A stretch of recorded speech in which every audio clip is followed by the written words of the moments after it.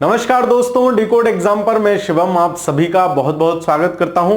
घटना चक्र श्रृंखला की हम लोग पूर्वावलोकन पुस्तक को कर रहे हैं, जिसमें लोक सेवा आयोग और विभिन्न राज्य लोक सेवा आयोगों द्वारा आयोजित जो प्रारंभिक परीक्षाएं और मुख्य परीक्षाएं हैं, जहां ऑब्जेक्टिव प्रकृति की हैं, उनके प्रश्नों का एक संग्रह दिया गया है। क्रेडिट गोस टू दिस, है ना, तो इनको क्रेडिट जाता है। खैर, लेकिन इन्होंने बहुत अच्छा कंपाइलेशन किया है, इसको हम सभी लोग पढ़ते ही हैं। लेकिन पढ़ने के क्रम में यदि कोई समझाते हुए इसको और अच्छे से समझा दे, क्वेश्चंस को उस तरीके से करा दे और आपको बता दे कि आपको ये चीजें ध्यान रखनी है, तो बहुत शानदार एक प्रयास हो जाता है। ऐसे ही एक प्रयास भूगोल विषय के रूप में मैंने किया था, जिसको आप सब लोगों ने बहुत पसंद किया।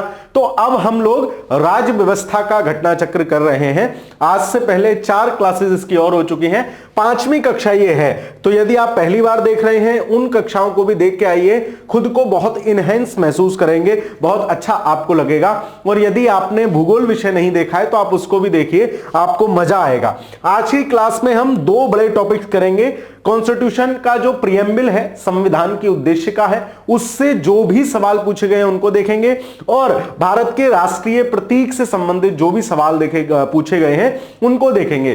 तो सबसे पहले रोज की क्लास की तरह हम कुछ बेसिक्स, जो कोर फैक्ट्स हैं कॉन्स्टिट्यूशन की प्रस्तावना से रिलेटेड, प्रियम्बल से रिलेटेड, उसको देख लेते हैं और उसके बाद रोज की कक्षा की तरह सवालों को करेंगे। तो सबसे पहले भारतीय संविधान की उद्देशिका, या इसको प्रस्तावना या अंग्रेजी वाले प्रियम्बल भी कहते हैं। शुरुआत करते हैं। सबसे पहले भारत प्रस्तावना में बात कही गई है, क्या क्या कही गई है, जहां जहां से सवाल आपसे पेपर में पूछे जाने की संभावना रहती है।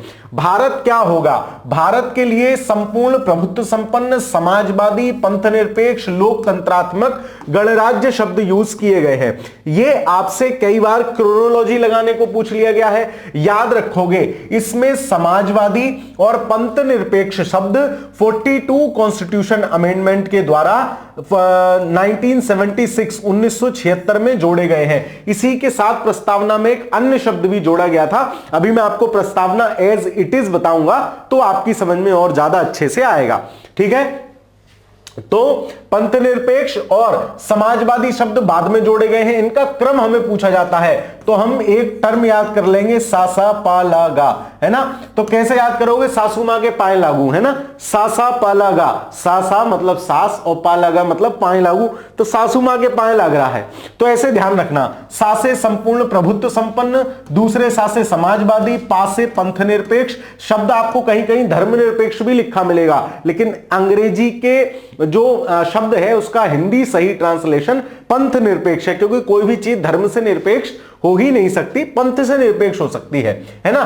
फिर सा सा पा ला से लोकतंत्रात्मक, गांठ से गणराज्य, है ना। तो ये आप याद रखोगे, कई सवाल आपके इसी से सॉल्व हो जाएंगे। न्याय की बात की गई है। अब देखो, आपसे 3 चीजें पूछी जाती हैं, कितने न्याय हैं, कितनी स्वतंत्रता है और कितनी समता है। एज इट इज सवाल भी पूछा गया है, याद कैसे रखोगे?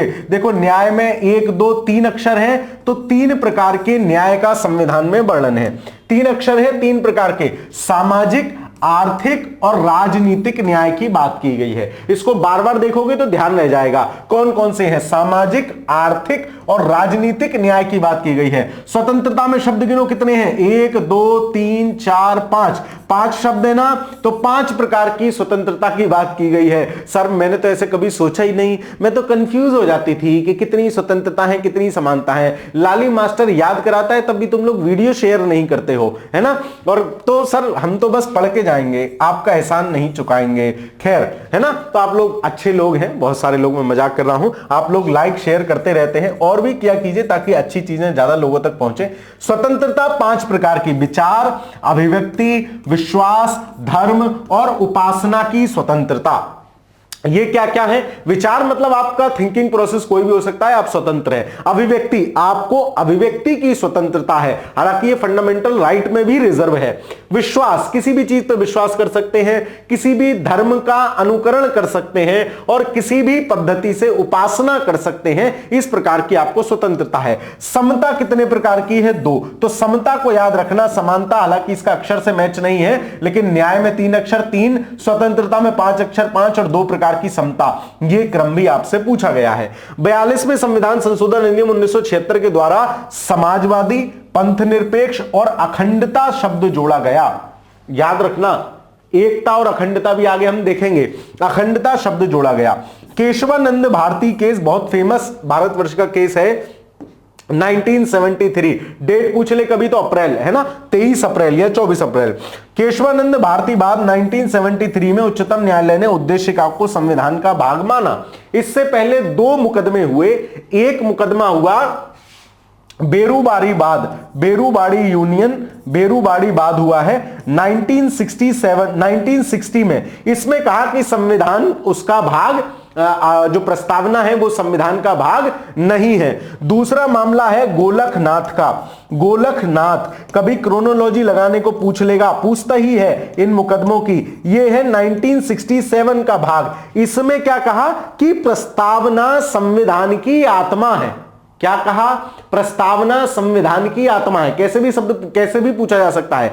सबसे पहले कंफ्यूजन यहां होता है, बेरूबारी में कहा कि भैया हमको नहीं पता, प्रस्तावना संविधान का हिस्सा नहीं है। गोलखनाथ मामले में कहा कि प्रस्तावना संविधान की आत्मा है। और फिर केशवानंद भारती 1973 में कहा प्रस्तावना संविधान का भाग है। तीनों में अंतर है और तीनों कंफ्यूजन क्लियर कर लो। बेरूबाड़ी अंग नहीं है, गोलखनाथ आत्मा है। पहले आत्मा आएगी ना, तो पहले आत्मा आ गई गोलखनाथ में, और फिर 1973 केशवानंद में कह दिया कि उसका हिस्सा है। आगे चलते हैं। पंडित जवाहरलाल नेहरू ने उद्देशिका को संविधान की आत्मा कहा है और के.एम. मुंशी ने उद्देशिका को राजनीतिक जन्मपत्री कहा है। तो याद कैसे रखोगे?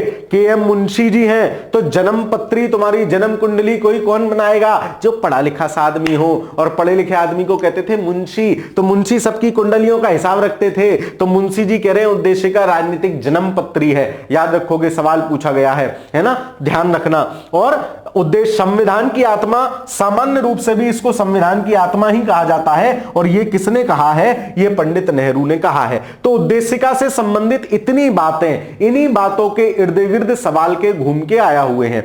ये जो मैं आपको पहले शॉर्ट नोट्स बता रहा हूं, करा रहा हूं, या आपको बताता हूं कि महत्वपूर्ण फैक्ट है। अगर आप चाहें तो इनके शॉर्ट नोट्स बनाते चलिए। मैं आपसे हर क्लास में कह रहा हूं, एक क्लास का 1 पेज का भी शॉर्ट नोट नहीं बनेगा, और पूरे शानदार आपके शॉर्ट नोट्स तैयार हो जाएंगे, जिससे आपको बाद में पढ़ने में बहुत आसानी होगी। बाद में बहुत मजा आएगा आपको पढ़ने में, पूरी कक्षाएं देखने की भी आवश्यकता नहीं होगी। तो इससे प्रीएम्बल से जितने भी सवाल बन सकते हैं उन सबको हमने कर लिया। एक क्वेश्चन और पूछा जाता है, किस दिन इस पूरी प्रस्तावना की जो भाषा है उसको अगली स्लाइड में हम लोग कवर कर लेंगे। ठीक, ये भारत के संविधान की उद्देशिका या प्रस्तावना की पूरी तरह से भाषा है। इसको समझिए। ये शुरू होती है हम भारत के लोग, तो पूछा जाता है कि प्रस्तावना को कौन एक्सेप्ट कर रहे हैं। हो सकता है फोन छोटा हो, आपको ना दिख रहा हो, थोड़ा उतनी देर क्वालिटी बढ़ा लीजिएगा। हम भारत के लोग भारत को एक संपूर्ण प्रभुत्व संपन्न, समाजवादी, पंथनिरपेक्ष, लोकतंत्रात्मक गणराज्य बनाने के लिए, मतलब सा पा ला गा, ठीक है, ये क्रोनोलॉजी याद करोगे। क्या क्या? सामाजिक, आर्थिक, राजनीतिक न्याय, 3 प्रकार के न्याय, विचार, अभिव्यक्ति, विश्वास, धर्म और उपासना की स्वतंत्रता, 5 प्रकार की स्वतंत्रता, 3 प्रकार के न्याय, प्रतिष्ठा और अवसर की समता, 2 प्रकार की समता की बात कॉन्स्टिट्यूशन के प्रीएम्बल में की गई है, प्राप्त कराने के लिए तथा उस सब में निहित व्यक्ति की गरिमा और राष्ट्र की एकता, अखंडता को सुनिश्चित करने वाली बंधुता को बढ़ाने के लिए दृढ़ संकल्पित होकर अपनी इस संविधान सभा में आज तारीख, आपसे पूछा जाता है कि कितनी तारीख को एक्सेप्टेंस मिली, फाइनली कितनी तारीख को अंगीकृत, अधिनियमित और आत्मर्पित किया गया, तो 26 नवंबर 1949 लगाओगे। प्रस्तावना पूछे, कॉन्स्टिट्यूशन पूछे कब अंगीकृत, अधिनियमित, आत्मर्पित किया गया, 26 नवंबर 1949, और फाइनली जो है उसको कब लागू किया गया कॉन्स्टिट्यूशन को, तो 26 जनवरी 1950। अब एक सवाल जो यहां से बड़ा शानदार बन सकता है, जो अभी तक किसी आयोग ने नहीं पूछा है, वो ये कि उसकी तिथि क्या थी। मिति मार्गशीर्ष शुक्ला, मतलब शुक्ल पक्ष है, मार्गशीर्ष महीना है, सप्तमी तिथि है, तो इससे सवाल पूछा जा सकता है। और संवत 2006 विक्रमी, तो ये संवत पूछ सकता है, माह, शुक्ल पक्ष और सप्तमी तिथि, इनसे एक सवाल बन सकता है जो आज तक किसी आयोग ने नहीं पूछा है। मार्गशीर्ष शुक्ल सप्तमी है, मिति मतलब तिथि की बात है। मार्गशीर्ष शुक्ल सप्तमी है और संवत कितना है 2006। ये भी बात याद रखना, नया एग्जामिनर की निगाह कोई मेरे जैसा मास्टर होगा, उद्देशिका से बढ़िया नया प्रश्न बनाना होगा, यहां से पूछेगा को एतद द्वारा इस संविधान सभा को अंगीकृत, अधिनियमित और आत्मार्पित करते हैं। बहुत शानदार सवाल यहां से बनेगा, इसीलिए जोर दे रहा हूं, इस तिथि को याद रखना। मार्गशीर्ष शुक्ल सप्तमी, तो मास मार्गशीर्ष है मतलब मार्ग का महीना है, शुक्ल है मतलब बढ़िया उजियारा पक्ष है, और साते हैं भाई सप्तमी है, ठीक है। तो ऐसे ध्यान रखना। और 2006 विक्रमी संवत है, विक्रमी संवत है, याद रखना 2006 विक्रमी संवत, ना कि शक, विक्रमी संवत है, ठीक। चलिए अब सवालों को करते हैं, हो गई बहुत राम राम। चलिए क्वेश्चन पे आ जाते हैं। तो देखो यूपीएससी वालों की क्या आदत होती है, लंबा चौड़ा सा सवाल देंगे, छोटू आइजा आंसर होगा, सरल, हालांकि पुराना सवाल है लेकिन सवाल बढ़िया है। निम्नलिखित अवतरण में पूरा अवतरण दिया, पूरी प्रस्तावना की भाषा दे दी। हम भारत के लोग भारत को संपूर्ण प्रभु संपन्न ये करते हैं, और अपनी इस संविधान सभा में आज तारीख नहीं दी, आज एक्स को यानी एक्स हमसे पूछा है, एतद द्वारा संविधान सभा को अंगीकृत, अधिनियमित और आत्मर्पित करते हैं, तो एक्स का मान पूछा है, मतलब जीएस में गणित का सवाल, what is the value of x. तो हम किस तारीख को हमने अंगीकृत अधिनियमित किया था, 26 नवंबर 1949। ऑप्शन नंबर बी सही आंसर हो जाएगा, ऑप्शन नंबर बी इस प्रश्न का सही उत्तर हो जाएगा। आगे चलते हैं,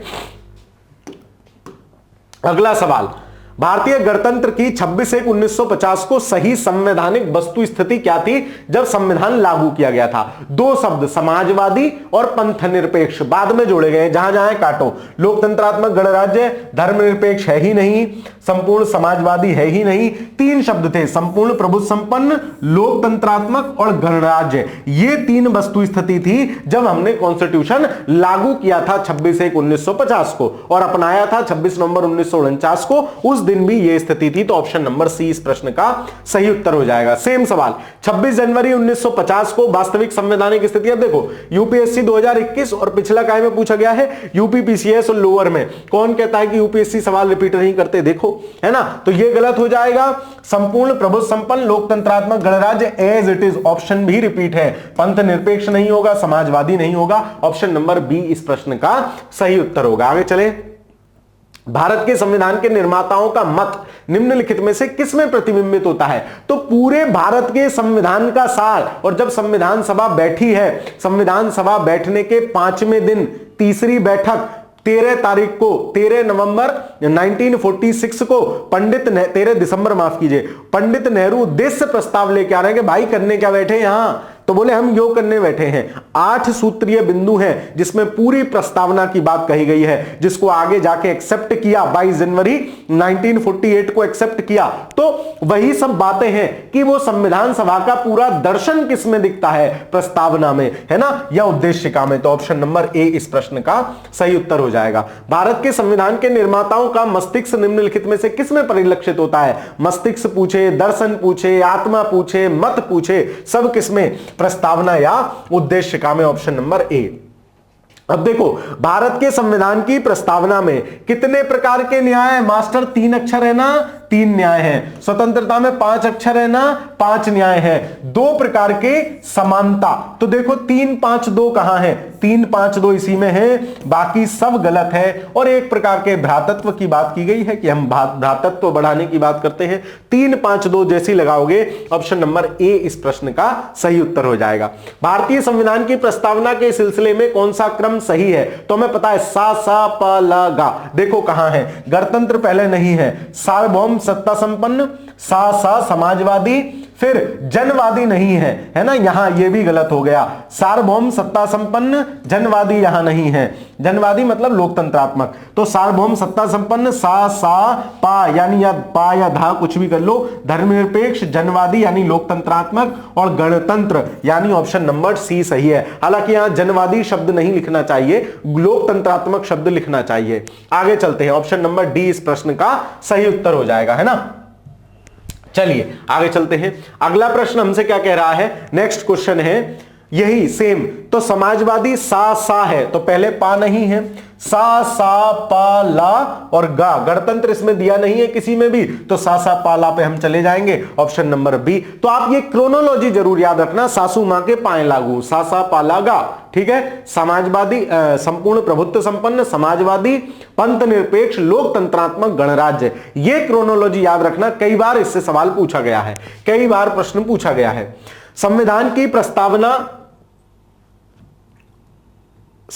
की प्रस्तावना में भारत को किस स्वरूप में घोषित किया गया है? देखो, सार्वभौम सत्ता, समाजवादी, पंथनिरपेक्ष, प्रजातांत्रिक, गणतंत्र, ऑप्शन नंबर सी सही हो जाएगा। 5 चीजें हैं, ऑप्शन नंबर सी।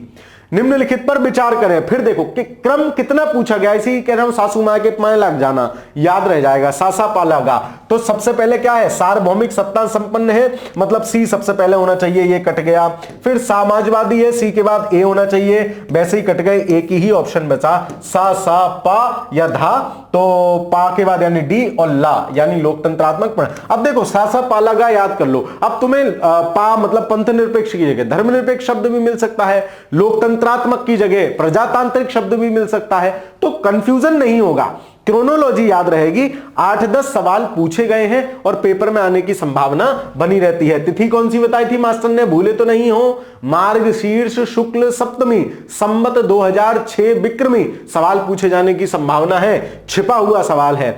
भारतीय संविधान की प्रस्तावना में समाजवादी शब्द किस संशोधन के तहत जोड़ा गया? तो मास्टर ने शुरू में बताया 42 कॉन्स्टिट्यूशन अमेंडमेंट 1976 के द्वारा 3 नए शब्द आए, समाजवादी, दूसरा पंथनिरपेक्ष, तीसरा एकता और अखंडता। ये पूरा शब्द जोड़ा गया है, और भी नहीं था, और अखंडता ये शब्द जोड़ा गया। ठीक, ये शब्द तीनों चारों शब्द जो है कॉन्स्टिट्यूशन के प्रीएम्बल में 42 कॉन्स्टिट्यूशन अमेंडमेंट एक्ट के द्वारा आए थे। निम्नलिखित में से 42वें संविधान की द्वारा कौन सा जोड़ा गया? तो समाजवाद और पंथनिरपेक्ष शब्द 42वें संविधान संशोधन अधिनियम 1976 से जोड़े गए। तो 12th का आंसर क्या हो जाएगा? Option number C. ठीक है, तो इस प्रकार के प्रश्न बार बार आपसे परीक्षा में पूछे गए हैं, तो इनका क्रोनोलॉजी और इत्यादि चीजें भी आप याद रखोगे। भारतीय संविधान की प्रस्तावना में धर्मनिरपेक्ष और समाजवादी शब्द जोड़े गए। अब कान कितना पकड़ोगे? मास्टर ने कान खींच दिया है, बिल्कुल सब कुछ समझ में आता है और सर बड़ा आनंद आता है, लेकिन सर मैं क्या करूं, मैं लाइक वाला बटन नहीं दबाऊंगी ना आपकी वीडियो शेयर करूंगी। कर दिया करो, पुण्य मिलेगा, अच्छा काम है। ऑप्शन नंबर सी, मास्टर दुआएं देगा। 42वें संशोधन द्वारा कौन से 2 शब्द, और कमेंट कर जाओगे तो डबल दुआएं आशीर्वाद के साथ। 42वें संशोधन द्वारा कौन से 2 शब्द प्रस्तावना में जोड़े गए? तो समाजवादी प्रभुत्व संपन्न, धर्मनिरपेक्ष समाजवादी, प्रजातांत्रिक नहीं जोड़ा गया, गणराज्य नहीं जोड़ा गया, समाजवादी प्रभुत्व संपन्न नहीं, धर्मनिरपेक्ष और समाजवादी शब्द जोड़े गए। हालांकि इनकी क्रोनोलॉजी पहले समाजवादी है, फिर धर्मनिरपेक्ष है या पंथनिरपेक्ष है। Option number D. निम्नलिखित में से कौन भारत के धर्मनिरपेक्ष राज्य को वर्णित करता है? तो धर्मनिरपेक्ष या पंथनिरपेक्ष शब्द जो वर्णित है या आया है टर्मिनोलॉजी, वो भारत के प्रस्तावना में ही आई है संविधान की। Option number B. उद्देशिका कह लो, प्रस्तावना कह लो, कुछ भी कह सकते हो।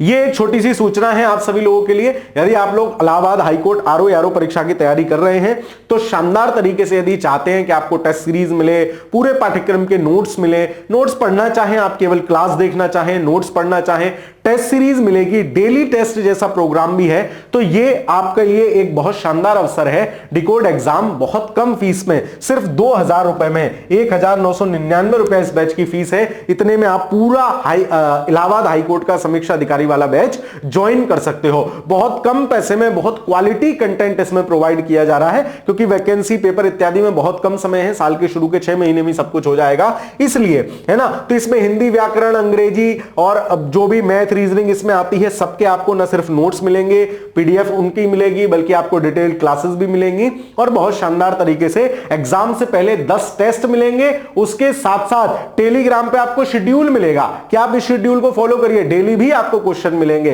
पढ़िए, प्रश्न लगाइए, शानदार तरीके से तैयारी कीजिए। ज्यादा कुछ भी जानकारी चाहते हैं तो डिकोड एग्जाम का ऑफिशियल नंबर है, ये नंबर है, ये 2-3 नंबर है, इन पे आप व्हाट्सएप कर सकते हैं, कॉल कर सकते हैं, पता कर सकते हैं। चलिए अगला सवाल, निम्नलिखित शब्दों में से कौन सा शब्द 1975 में भारतीय संविधान की प्रस्तावना में नहीं था? कौन सा था? बंधुत्व था, संप्रभु था, समानता था, एकता और अखंडता। दो शब्द तो सबको याद रहते हैं, समाजवादी और पंथ निरपेक्ष, लेकिन अखंडता शब्द भूल जाते हैं। तो यह भी 42 कॉन्स्टिट्यूशन अमेंडमेंट के द्वारा जोड़ा गया है। ऑप्शन नंबर डी सही आंसर होगा।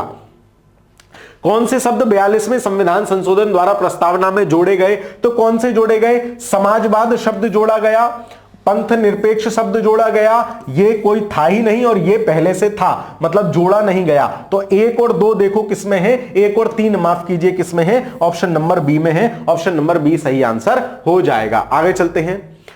संविधान की उद्देशिका के संबंध में निम्नलिखित कथनों पर विचार कीजिए। ऐसे क्वेश्चन यूपीपीसीएस, अच्छा यूपीसीएस का सवाल है, बहुत बढ़िया।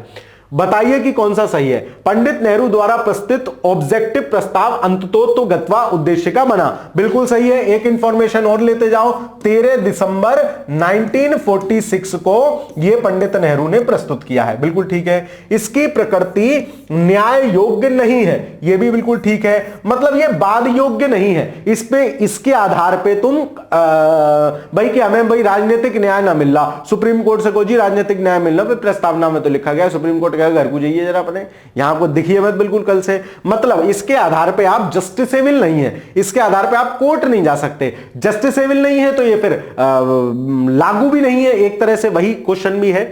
इसका संशोधन नहीं किया जा सकता, यह गलत है। इसमें संशोधन किया जा सकता है, तभी तो 42 कॉन्स्टिट्यूशन अमेंडमेंट के द्वारा संशोधन किया गया। संविधान के विशिष्ट प्रावधानों को यह रद्द ओवरराइड नहीं कर सकता।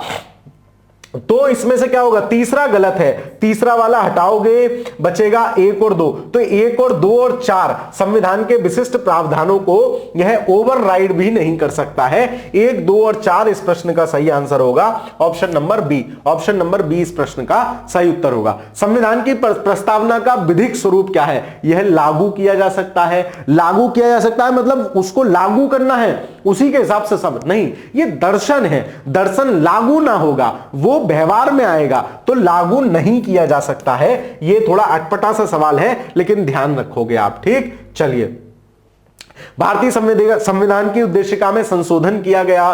क्या सर मजाक करते हो क्या? एक ही तरह के सवाल है, बार बार क्यों कराते हो? ताकि तुम्हें सवाल की इंपॉर्टेंस पता चले, ताकि तुम्हें यह पता चले कौन कौन से प्रश्न बार बार पूछे गए हैं और कौन सा फैक्ट मुझे भूलना नहीं है। मास्टर ने जो शुरू में तुम्हारे 5-7 मिनट लिए थे वो बकवास तो नहीं की थी, प्रश्नों को ही निचोड़ के बताया था। जी सर, तो वही ये कार्यक्रम है। आगे चलते हैं। 26 नवंबर 1949 को अंगीकृत भारतीय संविधान की प्रस्तावना में निम्न में से कौन सा शब्द सम्मिलित नहीं था? तो गणतंत्र था, समाजवादी नहीं था, गैर धार्मिक जैसा कुछ नहीं है, विश्वसनीय जैसा कुछ नहीं है। तो एक है, बाकी नहीं है, मतलब 2, 3, 4 सम्मिलित नहीं थे। ऑप्शन नंबर बी इस प्रश्न का सही उत्तर हो जाएगा। समाजवादी शब्द कब जोड़ा गया है? फिर वही सवाल घूम फिर के, 42 कॉन्स्टिट्यूशन अमेंडमेंट 1976, इंदिरा गांधी प्रधानमंत्री हैं। आगे चलते हैं।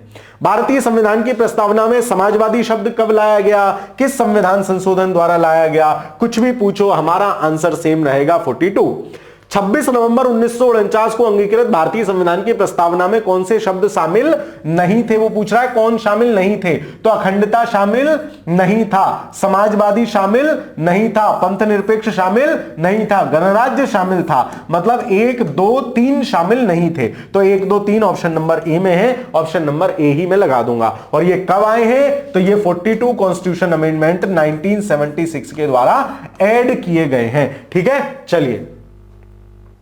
भारतीय संविधान की प्रस्तावना में पंथ निरपेक्ष शब्द जोड़ा गया। फिर वही रिपीट सवाल, 42 कॉन्स्टिट्यूशन अमेंडमेंट 1976। भारतीय संविधान के आमुख, आमुख कहे, प्रस्तावना कहे या उद्देशिका कहे, एक ही बात है, एक ही बात है। उद्देशिका कहे, सब एक ही बात है, तीनों शब्द एक ही हैं।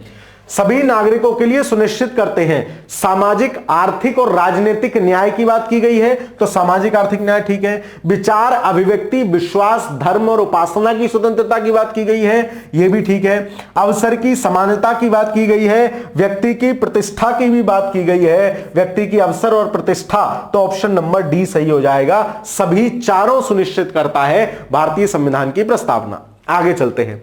कथन ए तथा दूसरे को कारण आर कहा गया है। यह सवाल कैसे करते हैं? कथन पढ़ो, बीच में क्योंकि लगाओ। मास्टर ने कल क्लास नहीं ली क्योंकि मास्टर का पैर टूट गया था, तो हो सकता है इसीलिए, ए भगवान ऐसा हो ना, हो सकता है इसीलिए ना ली हो, है ना। तो क्योंकि लगाओगे बात सही बैठेगी। मास्टर ने कल क्लास नहीं ली, मास्टर कल कुछ भी मान लो, मास्टर कल नहा रहा था, तो इसलिए थोड़ी ना क्लास ली कि नहा रहा था, इसलिए थोड़ी ना नहीं ली। तो क्या है, वैसे तो कल ली थी लेकिन इसलिए थोड़ी ना ली थी कि नहा रहा था। मतलब बीच में क्योंकि लगाओ, बात फिट ना बैठे तो क्या हो जाएगा, तो फिर हम उसको कारण नहीं मानते हैं। और कथन ही गलत हो तो सोने पे सुहागा, फिर तो सीधा आंसर मिल ही जाता है। भारत एक संपूर्ण प्रभुत्व संपन्न समाजवादी धर्मनिरपेक्ष लोकतंत्रात्मक गणराज्य है, बिल्कुल ठीक है। इसे 42वें संविधान संशोधन द्वारा संपूर्ण प्रभुत्व संपन्न लोकतंत्रात्मक गणराज्य के स्थान पर प्रतिस्थापित किया गया।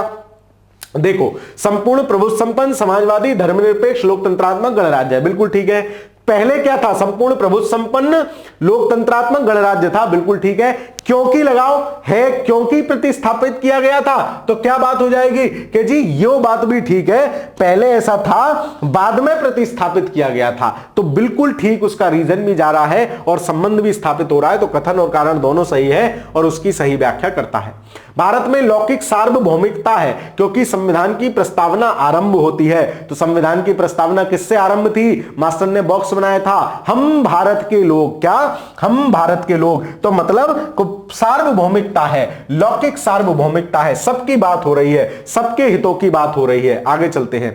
हम भारत के लोग, we the people of India शब्दों का प्रयोग भारत के संविधान में कहां किया गया है? तो we the people of India Bharat के संविधान में, भारत के संविधान की प्रस्तावना में यह कहानी कही गई है, we the people of India, हम भारत के लोग, है ना, हम भारत के लोग। तो ऑप्शन नंबर क्या सही हो जाएगा? ऑप्शन नंबर डी सही हो जाएगा। संविधान की प्रस्तावना में यह कहानी कही गई है, भारत के संविधान की प्रस्तावना में यह बात कही गई है। ऑप्शन नंबर डी इस प्रश्न का सही उत्तर होगा। 29 का ऑप्शन नंबर डी, ठीक है, 29 का आंसर हो जाएगा ऑप्शन नंबर डी। एक मिनट बस, ठीक है। चलिए 29 का ऑप्शन नंबर डी। शुरुआत करते हैं, अगला सवाल देखते हैं। नेक्स्ट क्वेश्चन हमसे क्या पूछ रहा है? सभी व्यक्ति पूर्णता और समान रूप से मानव हैं, यह सिद्धांत किस नाम से जाना जाता है? तो सार्वभौमिकता है कि सब एक से है। सार्वभौमिकता, समाधिष्ठितवाद कोई चीज, समष्टिवाद मतलब अलग मामला है, समाजवाद मतलब सबको समान वो करना, अंतःक्रियावाद कुछ नहीं। ऑप्शन नंबर ए ही इस प्रश्न का आंसर होगा, ऑप्शन नंबर ए। भारत के संदर्भ में निम्नलिखित में से कौन धर्मनिरपेक्ष शब्द की सही व्याख्या करता है? धर्मनिरपेक्ष का अर्थ है कि हम धर्म से निरपेक्ष होंगे, मतलब हम किसी को ना सपोर्ट करेंगे ना किसी को प्रमोट करेंगे। भारत में अनेक धर्म हैं, कोई मतलब नहीं है, लेकिन धर्मनिरपेक्ष शब्द की व्याख्या ये नहीं है। भारतीयों को धार्मिक स्वतंत्रता प्राप्त है, लेकिन इसका मतलब ये नहीं है। धर्मानुपालन व्यक्ति की इच्छा पर निर्भर है, बिल्कुल सही है, लेकिन इसका मतलब ये नहीं है। भारत में राज्य का कोई धर्म नहीं है, राज्य सबको समान आंखों से देखेगा, राज्य सभी धर्मों के उन्नयन के लिए कार्य करेगा, राज्य किसी धर्म विशेष को सपोर्ट नहीं करेगा। ऑप्शन नंबर डी इस प्रश्न का सही उत्तर होगा।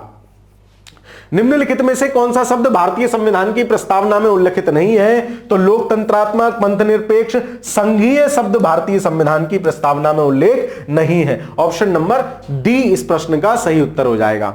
निम्नलिखित में से कौन सा शब्द भारतीय संविधान की उद्देशिका में नहीं है? फिर रिपीट सवाल आ गया। समाजवादी है, पंथनिरपेक्ष है, प्रभुता संपन्न है, लोक कल्याण उसका मूल भाव है। लोक कल्याण जैसा शब्द प्रस्तावना में वर्णित नहीं है।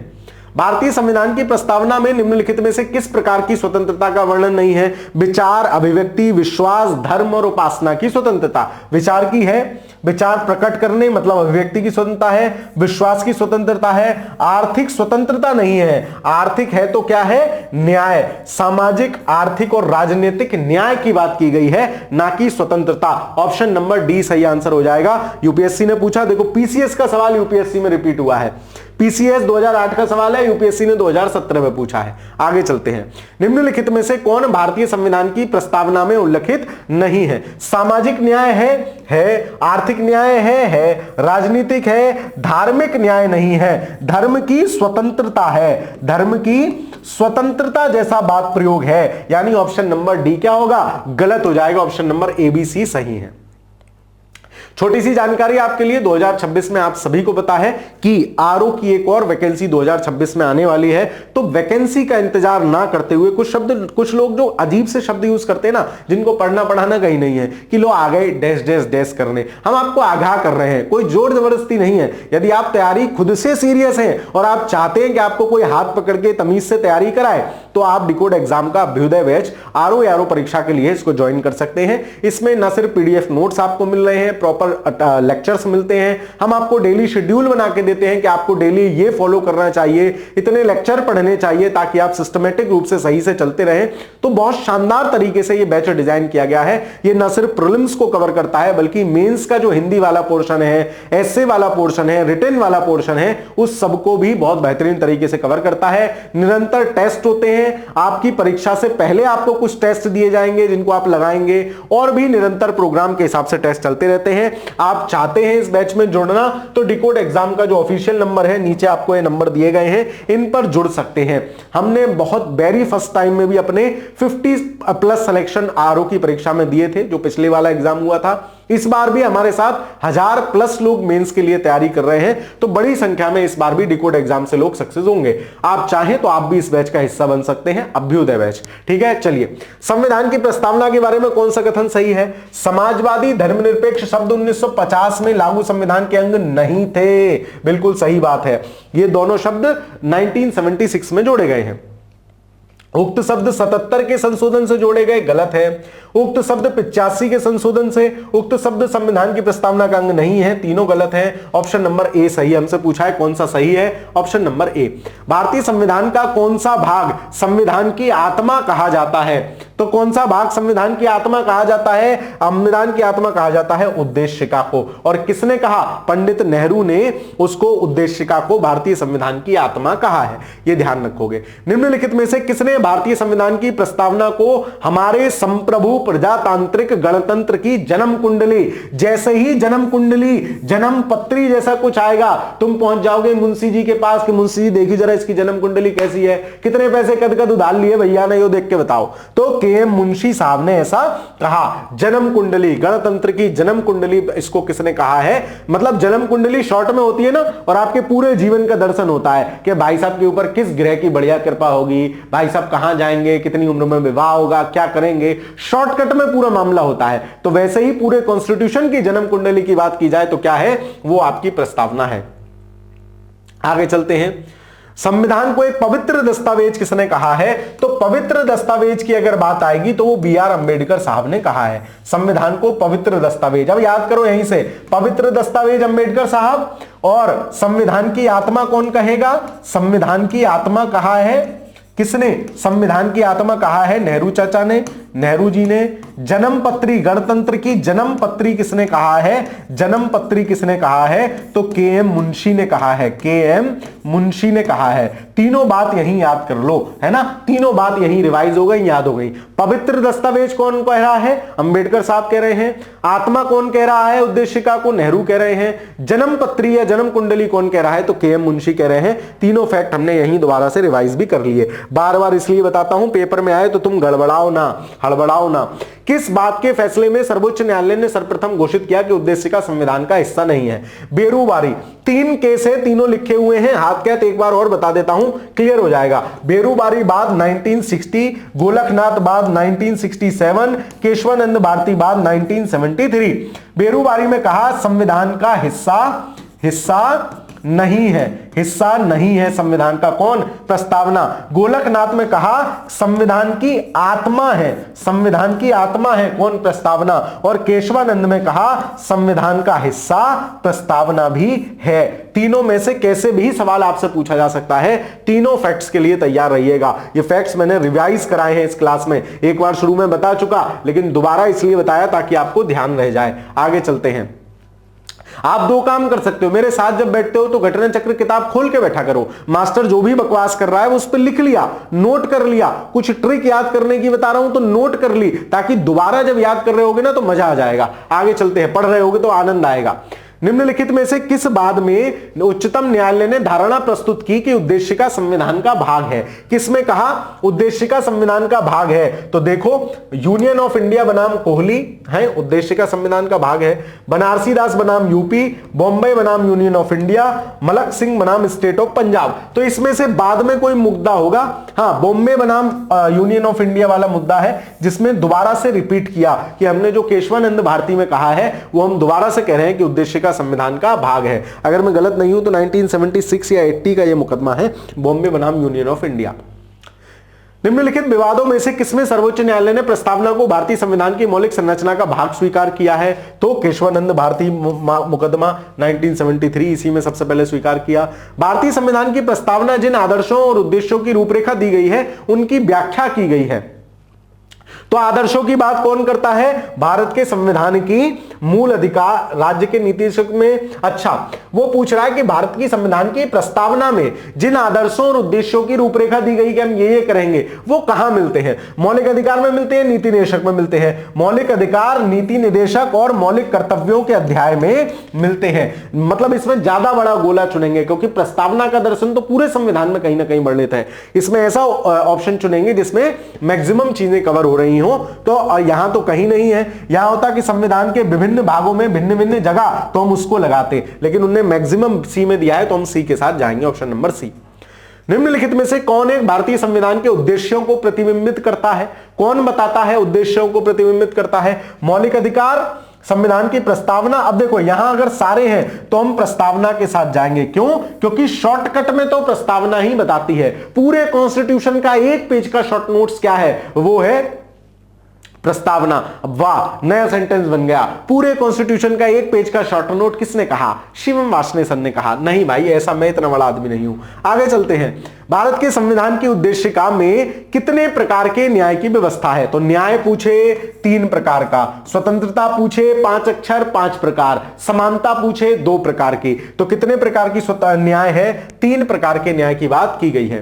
भारतीय संविधान की प्रस्तावना में इसके सभी नागरिकों को कौन सा न्याय? सामाजिक, आर्थिक और राजनीतिक न्याय। सामाजिक धार्मिक न्याय नहीं है। धार्मिक क्या है? स्वतंत्रता है। सामाजिक आर्थिक सांस्कृतिक नहीं है। सामाजिक राजनीतिक सांस्कृतिक नहीं है। सामाजिक आर्थिक और राजनीतिक न्याय की बात की गई है। ऑप्शन नंबर डी इस प्रश्न का सही उत्तर होगा। आगे चलते हैं।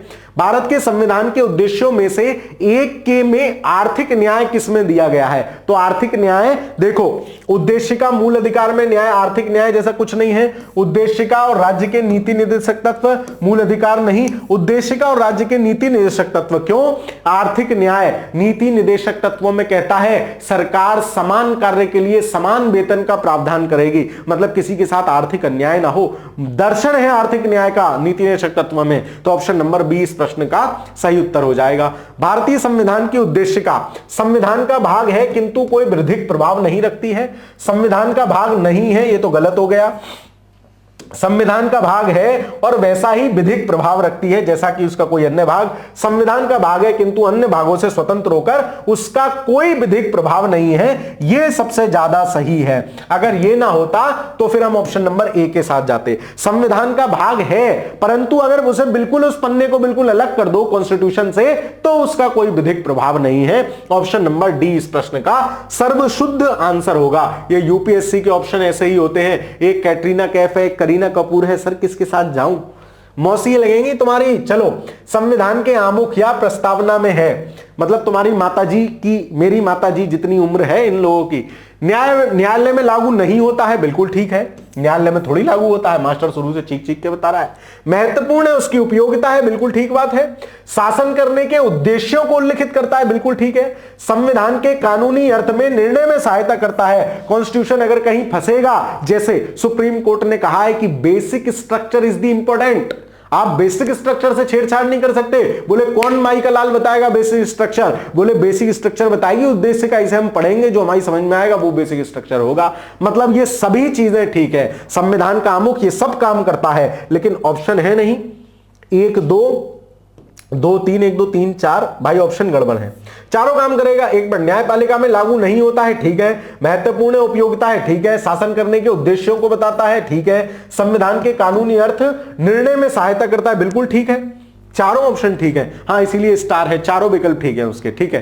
निम्नलिखित में से कौन सही है? सामाजिक समानता संविधान में प्रत्याभूत नहीं है। कैसी बातें कर रहे हो?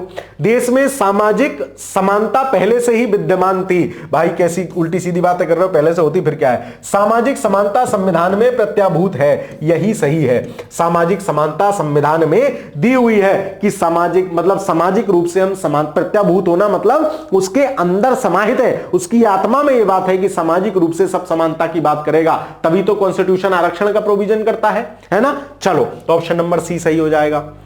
फिर हम आ जाते हैं भारत के राष्ट्रीय प्रतीक। 10-12 सवाल इससे और हैं, उससे पहले हम सारी महत्वपूर्ण फैक्ट्स को कवर कर लेते हैं भारत के राष्ट्रीय प्रतीक से संबंधित। ये महत्वपूर्ण प्रतीक है भारत के राष्ट्रीय उससे संबंधित, ठीक है। जितनी चीजें थी उतनी बाकी मैंने लिख दी इसमें। देखो राष्ट्रीय ध्वज क्या है? तिरंगा है। किसने बनाया? पिंगाली वेंकैया नामक व्यक्ति ने उसको डिजाइन किया और 22 जुलाई 1947 को इसको अपनाया गया। सबसे पहले झंडा अपनाया है। अभी इनकी तारीखों में भी कंफ्यूजन खत्म कर दूंगा, पहले एक बार समझा देने दो। फिर राष्ट्र चिन्ह क्या है? तो अशोक की लाट है। सारनाथ में अशोक के सिंह की अनुकृति। 26 जनवरी 1950 को इसको अपनाया गया राष्ट्रीय चिन्ह को। राष्ट्रगान कब है? तो राष्ट्रगान जनगण मन है। पहली बार 27 दिसंबर 1911 को गाया गया कलकत्ता अधिवेशन में। कई बार कहा जाता है कि जेम्स प्रथम जब आए थे तो उनकी स्तुति में गाया गया था। तो 1911 में ही वही वाला वो हुआ है, तो इसको ध्यान रखोगे। और इसको भी 24 जनवरी 1950 को अपनाया।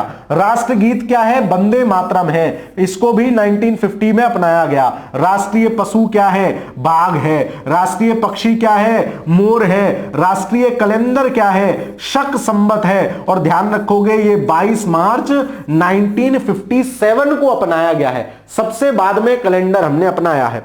कमल क्या है? राष्ट्रीय पुष्प है ना। आम क्या है? राष्ट्रीय फल है। बरगद राष्ट्रीय वृक्ष है। डॉल्फिन राष्ट्रीय जलीय जीव है। हाथी राष्ट्रीय विरासत पशु है ना। राष्ट्रीय पशु पूछे तो बाघ और विरासत पशु पूछे तो हाथी। राष्ट्रीय नदी क्या है? गंगा, जिसको 2008 में अधिसूचित किया गया है। अब याद करते हैं तारीखों को। सर इनको कैसे याद करेंगे ये बताओ। अभी हो जाएंगी। देखो जब काम करना संविधान सभा ने शुरू किया दिसंबर 46 में संविधान सभा का गठन हुआ। 47 तक आते आते उन्हें याद आया जुलाई तक कि यार हम लोग रोज बैठते हैं, कोई झंडा तो लगाओ ऊपर। ऐसा था नहीं, याद करने के लिए बता रहा हूं। कोई झंडा तो लगाओ, दूर से कोई देखता होगा तो क्या पता चलता होगा कौन बैठे हैं? बोले तिरंगा लगेगा कल से जहां हम बैठे हैं। मतलब सबसे पहले 22 जुलाई 1947 को तिरंगा अपनाया। फिर 22 जुलाई 1947 के बाद डेट आती है राष्ट्र चिन्ह की और डेट आती है राष्ट्रगान और राष्ट्रगीत की। तो राष्ट्रगान और राष्ट्रगीत दोनों 24 जनवरी 1950। तो जब बिल्कुल लास्ट वाला अधिवेशन हो रहा था ना, तो बोले आप इव गाएंगे भाई गाना। बोले क्यों? बोले सब कुछ काम हो गया, 2 दिन बाद से कॉन्स्टिट्यूशन इंप्लीमेंट हो जाएगा, तो गाना गवेगा कि नहीं गवेगा? गवेगा गाना। और गाना गवेगा तो उसके लिए एक्सेप्ट करना पड़ेगा। मतलब राष्ट्रीय गान और राष्ट्रीय गीत कब? 24 जनवरी 1950 को अपनाए गए। तो ये भी डेट गई और ये भी डेट गई। 24 जनवरी 1950, एक मिनट ये नहीं, ये भी रह गई है। 24 जनवरी 1950, 24 जनवरी 1950। अब जिस दिन कॉन्स्टिट्यूशन लागू हुआ था उस दिन भारत का राज्य चिन्ह लागू होने पे नीचे मोहर लगनी थी। ले भाई लागू हो लिया।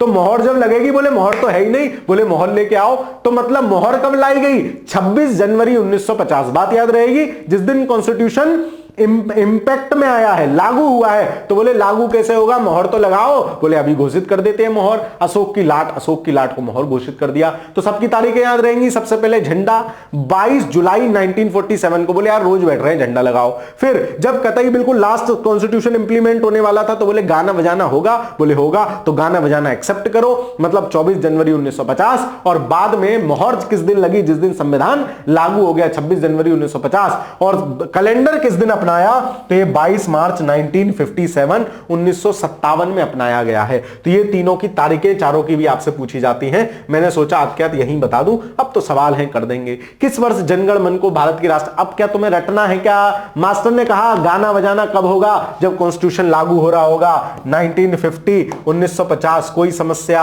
कतई नहीं है सर।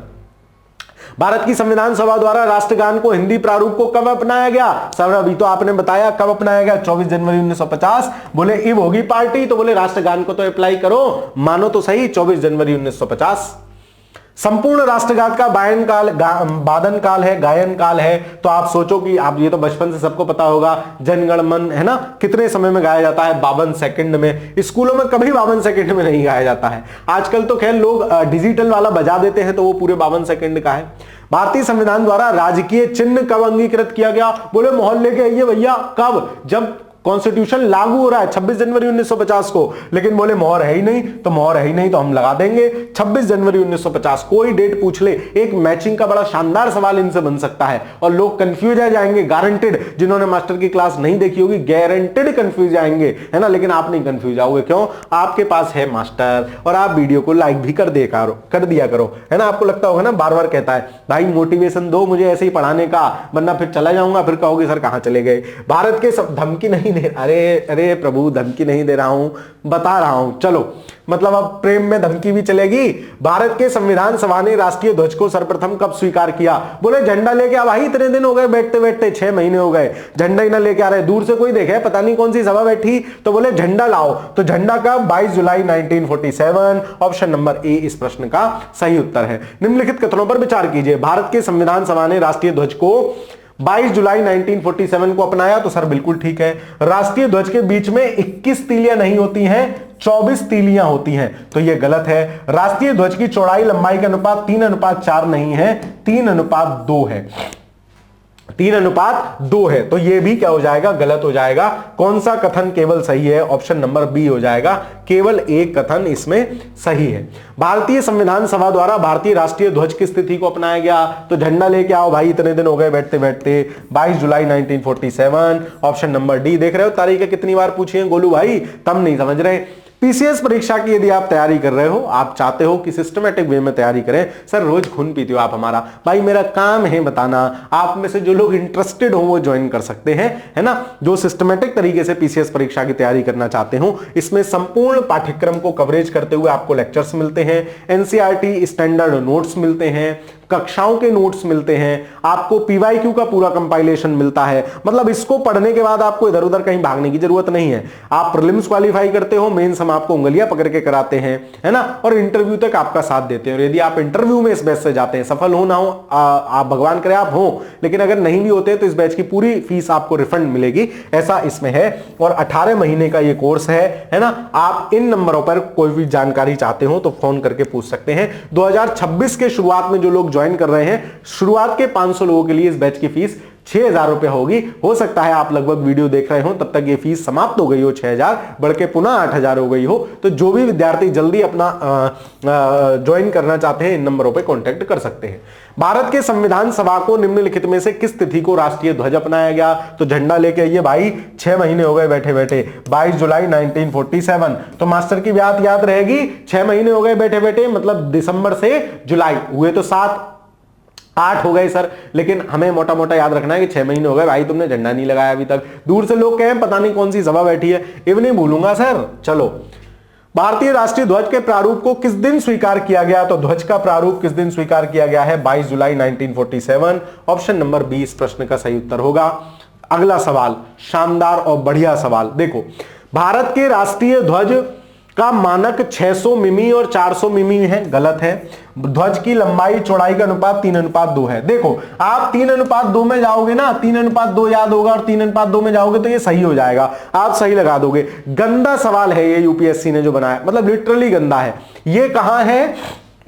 9 प्रकार के मानकों को दिया है। अगले पेज पर बताता हूं। 9 प्रकार के मानकों को झंडा के हिसाब से दिया गया है ना। सबसे नीचे से शुरू है, 450 से तो क्रम से है, 450 मतलब 3, और अगर ये 3 है तो 2 कितना होगा 300, 450 300 है। फिर ऐसे ही इसी की क्रोनोलॉजी 450 दूनी 900 और 300 दूनी 600 ऐसे करके हैं। इससे नीचे 2 और हैं, एक तो 150 और 100 का अनुपात है, और एक 225 75 दूनी और 150 एक ये अनुपात है। ऐसे करके यहां से फिर ये डबल डबल होते चले जाएंगे, 450 बढ़ते चले जाएंगे। तो ऐसे करके 9 प्रकार के झंडों का कैटेगराइजेशन दिया है, इतने बड़े से लेके इतना बड़े तक। मिमी, अब आप इसको कॉमन सेंस से भी काट सकते थे अगर थोड़ा कॉमन सेंस लगाते। मिलीमीटर में क्या झंडे का साइज होगा क्या भाई? मिलीमीटर नन्नू सा झंडा बनाएंगे क्या? ना, तो ये गलत है, स्टेटमेंट एक गलत है, स्टेटमेंट 2 सही है, लेकिन शैतान सवाल है। ठीक है, ऑप्शन नंबर क्या हो जाएगा? एक गलत है किंतु दूसरा सही है। ऑप्शन नंबर डी इस प्रश्न का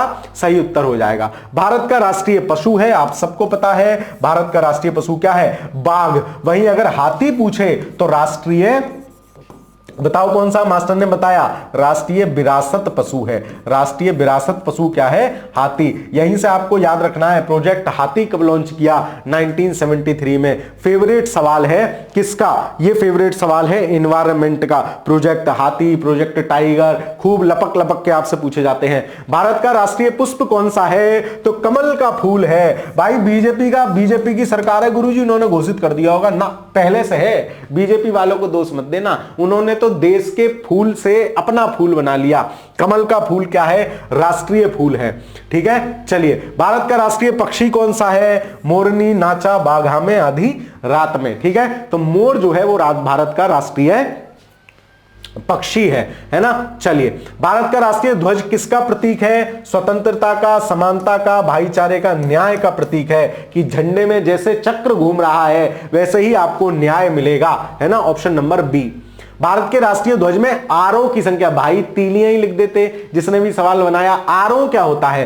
तीलियां। देखो, राष्ट्रीय ध्वज इस प्रकार से है, 3 प्रकार की पट्टियां हैं। सबसे ऊपर केसरिया रंग है, भर दूं क्या? देखो, सबसे ऊपर लाल सा है इसमें, तो सबसे ऊपर केसरिया रंग है, बीच वाला व्हाइट है ना, और नीचे वाला कैसा है? नीचे वाला ग्रीन कलर का है। सर झंडा बना रहे हो, हमारा टाइम खराब कर रहे हो, सुन लो, समझ लो, दिमाग में बस जाएगा। और बीच में ब्लू कलर से झंडा बना हुआ है, ये बना हुआ है जिसमें 24 तीलियां हैं, 24। तो तीलियां मत भूलना कितनी है? 24, है ना। 24, यहां से भी सवाल आपसे पेपर में पूछा जा सकता है ना। बढ़िया स्टेटमेंट वाइज झंडे से बढ़िया सवाल एक बन सकता है। राष्ट्रीय पंचांग के संबंध में कौन सा कथन सही है? तो राष्ट्रीय पंचांग कौन सा था? शक संवत। कब एडॉप्ट किया? 22 मार्च 1957। पंचांग सबसे बाद में है। तो भारत का राष्ट्रीय पंचांग विक्रम संवत पर आधारित है, गलत है। राष्ट्रीय पंचांग 26 जनवरी 1950 को अपनाया गया, गलत है। कौन सा सही है? ना तो एक ना दो, दोनों ही गलत है। कब अपनाया गया? डेट याद रहेगी, 22 मार्च 1957। और कौन सा है? शक संवत पर आधारित है, शक संवत पर आधारित है। बात याद रहेगी? Yes sir. आगे चले, आगे खत्म हो गया, बस इतनी ही थी। बाकी एक तारीख याद करो, मास्टर ने बताया संविधान की प्रस्तावना कौन सा महीना? मार्गशीर्ष शुक्ल सप्तमी को एक्सेप्ट किया गया है। और संवत कितना था? विक्रमी संवत 2006। उसको जरूर याद रखना, अच्छा सवाल कभी भी बन जाएगा, तुम्हें मास्टर की बात याद रहेगी। आप चाहते हैं मुझसे कोई भी बात कहना, मुझे कुछ भी समझाना, मुझसे कुछ भी पूछना, तो ये कुछ सोशल मीडिया हैंडल्स हैं, इनको आप बता सकते हैं। इंस्टाग्राम पे @शिवम SHV27 अकाउंट है, वहां पे आप मैसेज कर सकते हैं। टेलीग्राम पे कर सकते हैं @शिवम SHV27 पे, और फेसबुक पे शिवम वार्ष्णेय के नाम से मास्टर का अकाउंट है, वहां भी जाके फॉलो या अपनी समस्या को पूछ सकते हैं। कक्षा कैसी लगी जरूर बताते चलिएगा, है ना। आपके कोई भी डाउट, कोई भी क्वेरी हो, कमेंट के माध्यम से जरूर बताना। क्लास आपको कैसी लगती है कमेंट में बता दिया करो। अपने मित्र मंडली, दोस्त सगा सहेलियों को साझा कर दिया करो। जहां भी जिस भी लाइब्रेरी में पढ़ते हो थोड़े बहुत बता दिया करो कि ये मास्टर भी आजकल अच्छा पढ़ा रहा है। ठीक है, चलिए, तो क्लास कैसी लगी कमेंट में जरूर बता देना। चैनल पर नए हो तो चैनल को सब्सक्राइब कर लेना, वीडियो को लाइक साझा अवश्य कर देना। मिलता हूं आपसे अगली कक्षा में, तब तक के लिए पढ़ते रहिए, खुश रहिए, धन्यवाद।